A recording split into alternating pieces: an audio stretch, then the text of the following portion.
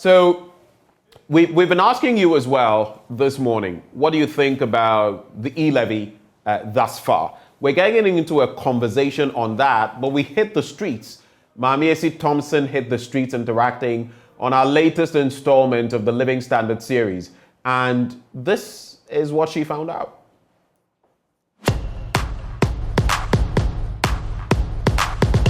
And yet, even the other time, me be saying iska wa hamani pa me friend no. O say mami saying iska no man no be ba beji. I go dem say e-levy e beti intino. Me man no amra no beji. E no small okada man e beji iska no boy. Well, at first it was going well, but since the e-levy come, it let the transaction come down a bit. They are not coming like how they can at previous.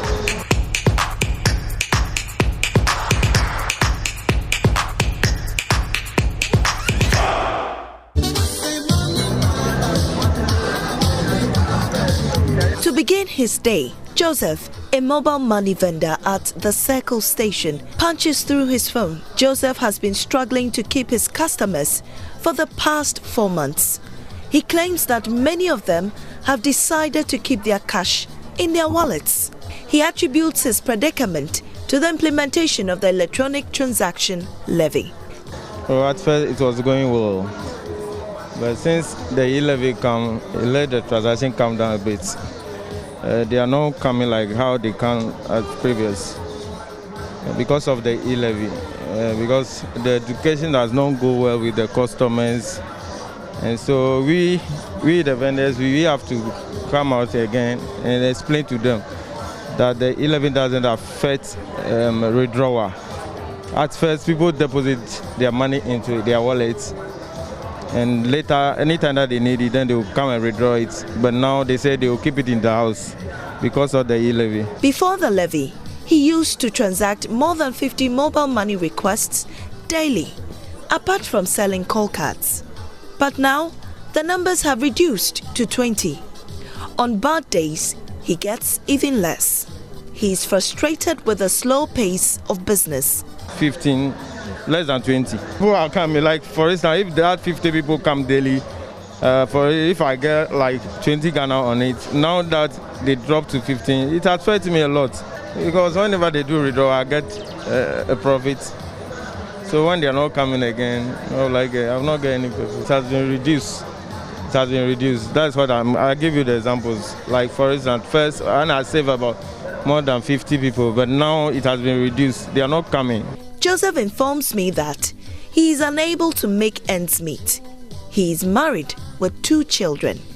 He claims that if things don't improve, he might not be able to pay his rent or provide for his home. He has asked the government to review the policy. Ever since the government employed this, this e-levy things, it let the business come down. In fact, I'm not getting any money to do that, like giving a chop money in the house. Even my kids are going to school, feed. People are not doing the Momo business again. They are not doing it. Most of my friends, they have stopped. Ghanaians, what they are saying is they have been paying a lot of tax. So this e-levy to attach again is too much. Now the system too is dull. So that's it. To me, what I see, if they can remove it, I think it will help us. According to recent data from the Bank of Ghana, mobile money is a multi-billion cedi business, with a growth of 8.4% to 77.4 billion cedis in June. In May, transactions fell by 18.58% to 71.4 billion Ghana cedis, but recovered in June. Well, the crystallized Momo vendor does not agree with the survey results. On the tiptoe lane, it is the largest mobile money vendor. However, the e-levy is having an effect on their sales. According to Grace, their revenue has decreased. Transactions I slow. First, now you to me throw your book now you record the transactions. Sometimes it to me record the 5 leaves and I say BBC, but you see there sometimes and drew full page. Our transactions have dwindled. We used to fill 5 pages of our books with customers every day. But recently, we are unable to complete a full page. The e-levy has really affected our sales. Even our cash-in commission delays. We are yet to receive for this month. Like a brochure, but e-levy in the buy, a swallow Betsy. I think say last month say a cash-in commission buy was 700 BB. This month's cash-in commission and buy. She informs me that she no longer receives tips because customers have complained that their transaction costs have risen. Her salary also remains the same. Grace, on the other hand, believes that a review of the levy can turn things around. Time, as I say, in Siamino, Ebia, if I say me pay say 19 for 19 like payment of my salary delays these days. Apart from that, I don't receive gifts anymore, and that makes life difficult. Yeah, now you live in Abanama. Say I did Mbasa. It is say, oh, time next to say it to our canana in Tia. So, mean chair, they are sky, maybe with the baby Biana. Some customers couldn't help but expressed their displeasure with the tax. And yet, even the other time, me be saying this car hamani pa me friend no. O say mami saying scanman no be babeji. What can she share? I got them say e-levy ebeti intino. Me mano no amra no beje. And also ma ukada ma ene beji. The e-levy is not good. Not long ago, I tried sending money to someone. He vehemently decided against mobile money. He later came with an Okada to collect the money to avoid e-levy deduction. Apart from that, I personally sent 300 cedis to someone. I realized they deducted almost 5 cedis. I will not send mobile money again. Oh, inti me desire say me fa scan go me phone so ense ni bio. Me say ni scan on me phone so bio.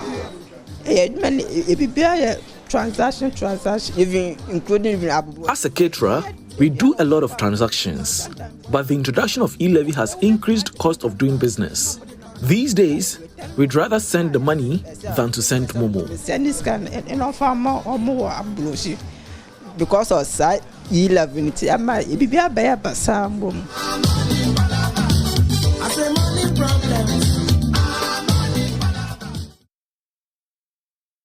All right, so mobile money vendors, together with people who use mobile money, sharing their thoughts. Some things that stood out for me. And just don't you forget, we're going to be interacting with you as well in the course of the show. We'd like to find out, e-levy, how do you feel about that? And also reflecting on the finance minister's delivery yesterday. But it hit me when the lady at Crystallized Center was talking about 5 leaves to 1 leaf. That's a decrement of about 20%, in terms of how much they're getting now, from 100% to about 20% or less. 80% or so less. A tumble of about 80%. Yeah. And guess what? It's even affecting her salary. Of course, yes. How do you react to those dynamics?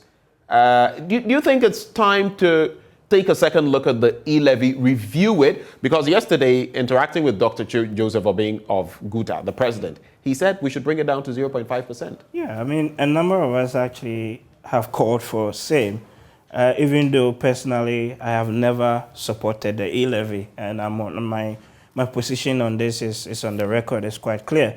But the 3 or 4 issues with the e-levy, there's an issue of poor design, which effectively resulted from the lack of broad-based consultation. This was just... This was mentioned by one of your colleagues yesterday. It just sprung lack up of proper design, right? and adaptability. Yes, because, I mean, there are some tax policy principles that often underpin any design of tax, right? That normally the tax has to be neutral, it doesn't have to be arbitrary, and it should be easy to implement or administer. All of those things, in my view, didn't really feature in the design of this tax. I recall the government saying that, well, they surveyed about 10,000 or so Ghanaians in the lead up to the implementation of the promotion of the e-levy. But to date, that survey and the results of it has never been made public to anyone, as far as I'm aware, right? So you now come back to the second or third issue about the issue of then the lack of trust, right, within the system and the poor, let me call it PR or communications that also occasioned the rollout of the e-levy. So when you add all of those things together, for me, it is not a surprise to hear the lady and other. And I was going to ask you whether you felt that was reflective of Absolutely. I mean, we did a few surveys. Imani did a survey. I was part to have led that survey. CDD also did a survey fairly recently. And the conclusions from that survey were largely that you're seeing some sort of reaction to the introduction of that e-levy. And the biggest sign in all of this is if the e-levy had been performing, I am sure the finance minister yesterday would have come to the House and said, we're collecting as much as we thought we would. So this was basically an attempt to hide clearly there are the fact that the e-levy is not major performing. problems. And people have said, even in our survey, that, okay, we don't like the tax, but even if you force us to pay, we're prepared to consider maybe 0.5%, something like that. Because it makes no sense for me why you should be paying more than the cost of the service in actual tax, right? So the amount you pay is more or less capped around 1%, right, of the total transfer that you make, which would include, right, the service charge from the telcos, etc. And you're not asking me to pay 1.5%, which is more than the actual cost of using the service for no work done. Because now even some telcos, at least one of them, MTN, has brought it down to 0.75%. Exactly. So basically, even if you're doing 1.5%, you're doing twice what I would pay for the service charge. Exactly. And remember that this is money that is sitting on your wallet and it's not necessarily engaged in any productive venture or activity, right? So it's more or less tantamount to a tax grab. And some had even argued, well, if you want to put a levy, then do it how you're doing like the communication service, charge. Put it on the VAT component as part of the service transfer fees, not as a separate, line item. But it is high time for us to actually review the e-levy. I think in the November full year budget, probably there might be some announcement around a possible reduction or review, because clearly what we're seeing now indicates that the numbers and the revenue flows that we were expecting haven't been met. And it comes down to the lack of consultation and the poor design of the tax. In some 40 seconds, your wrap-up comments on the entire conversation. Look, we're in very extraordinarily challenging times, and the actions of government would go a long way to signal to what extent they are on board with the feelings and the aspirations of Ghanaians. Looking through the statement that the finance minister read yesterday, I didn't get the impression that we're a country that is in extraordinarily difficult times, or even an acknowledgement of the fact that some of our own actions is what has led us to where we are now, and not just purely because of some external, shocks in that regard. I think we need more candor in our public conversation. I think we need to engage other stakeholders on the table or bring them around the table to solicit for alternative views in terms of how we collectively develop and run this country going forward. Because clearly, some of the interventions that have been made are not working. And the fact that they're not working tells me that we have not consulted as much as we should. Because if we did, then we wouldn't be seeing the outcomes that we're seeing now. Doc, thank you so much for joining the conversation. We're very grateful that you took the time to join us. We've been joined on this conversation by Professor Lord Mensah of the University of Ghana Business School, and of course, Dr. Theo Achampong, an economic risk analyst. Did I get that right? Yes, economist and political risk analyst. Economist and political risk analyst. They joined us for the conversation. But we're asking you, don't you forget, government has hinted at bringing road tolls back for roads to be constructed. What is your take on that? What is your take on the e-levy? Should it be scrapped? Should it be reduced in terms of the percentage? And again, Has the budget, as delivered by Ken Oforiatta yesterday, the mid-year budget review, has it given you any glimmer of hope? What are your thoughts? Stay with us. We'll be back on the AM show.